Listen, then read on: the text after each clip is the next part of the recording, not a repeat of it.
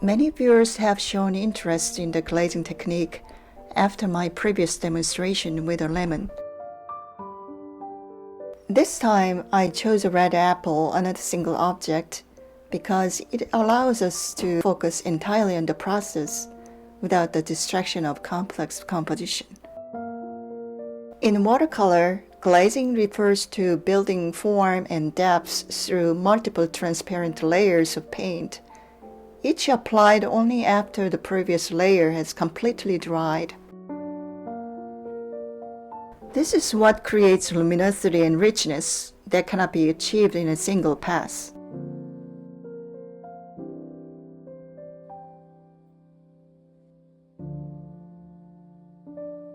I begin by establishing the base shape of the apple and carefully preserving the highlights. Here, I would like to point out something important. Although the definition of glazing may sound simple, and you generally work from lighter values toward dark ones, covering smaller areas each time, it's impossible to specify exact colors you should look for because every painting situation is different. The true control only comes with practice. In this demonstration, you'll be able to observe the overall development of the technique, but you won't see a strictly linear step-by-step process. Because throughout the process, I move back and forth, constantly adjusting values, edges, and details as the painting evolves. A great deal of glazing depends on sensitivity developed through experience rather than fixed instructions.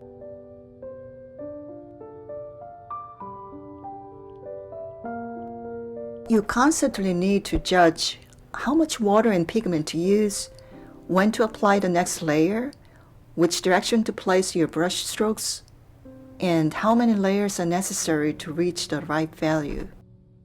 These are decisions that can't be fully standardized.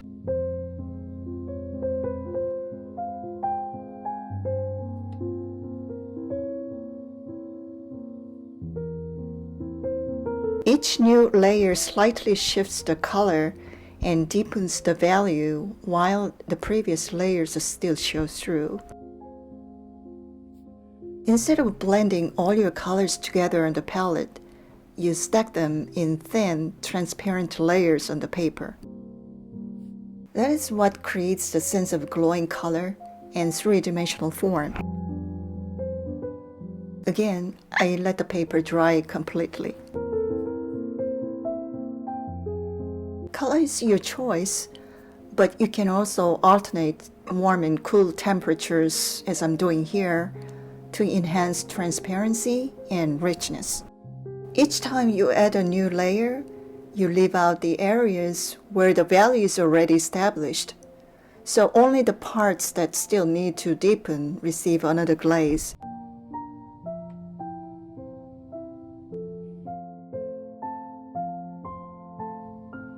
From my experience, the most frustrating challenges in glazing are muddiness and damage to the paper caused by excessive reworking. In watercolor, luminosity and freshness are essential. To preserve them, it's important to minimize unnecessary returns to the same area and limit physical contact between the brush and paper surface. If you have painted in watercolor before, you'll probably recognize these problems. They are very common. At the same time, glazing relies on the accumulation of multiple transparent layers. This creates a constant dilemma. If too few layers are applied, depth is compromised and values remain inaccurate. But if you return to an area too many times, the surface can become dull and damaged. Learning to balance these opposing demands is the essence of glazing, and it develops only through repeated practice and careful observation.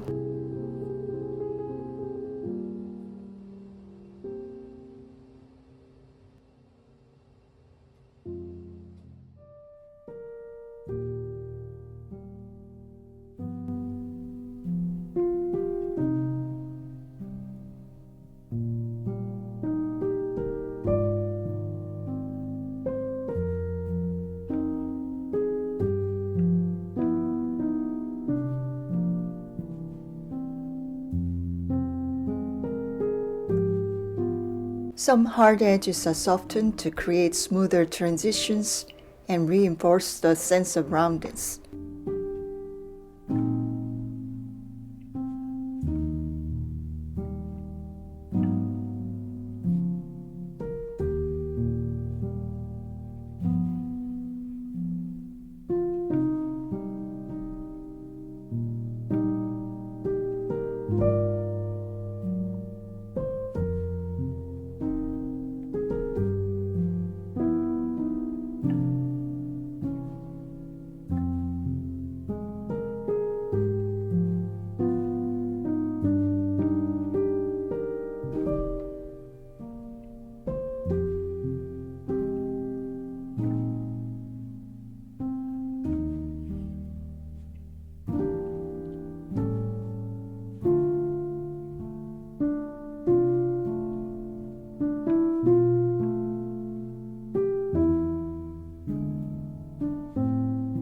I always readjust the values in reflected light.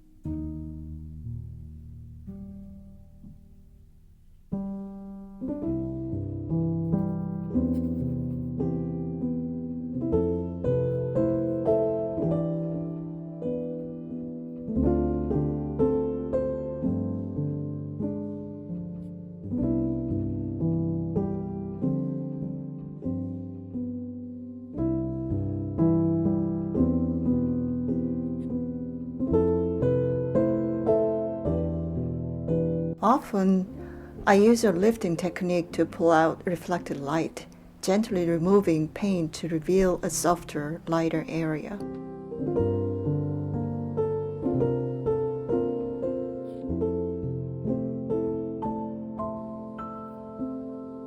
To deepen the red shadows, I introduce cooler, transparent colors such as blues or greens instead of black. Using transparent darks allows the color to become richer without dulling the surface. Where two or more glazes overlap, the color naturally appears darker without getting muddy. This optical layering is one of the key strengths of glazing.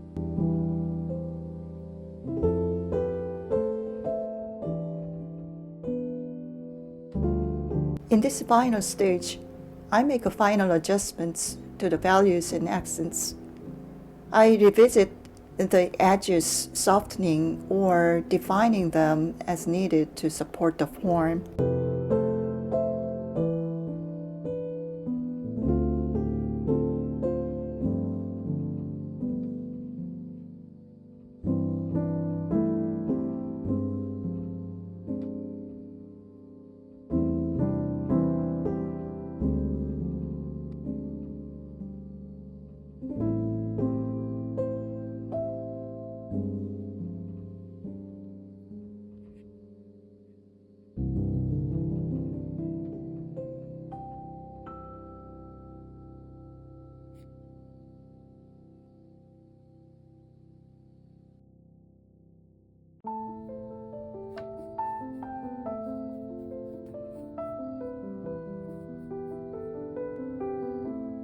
I also add a cast shadow. Its value is determined in relation to the object itself. Since values are always relative, and should work within the overall context of the painting.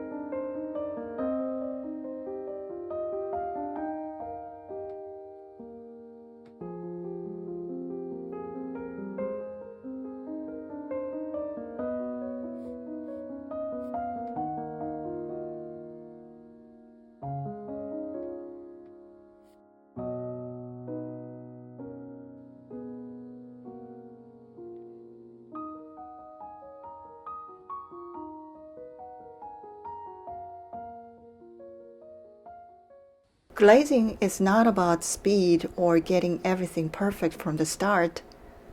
It's about patience, restraint, and learning to watch how transparent layers interact over time. As with any watercolor technique, real mastery doesn't come from a single demonstration, but from a steady practice and close attention to your own process.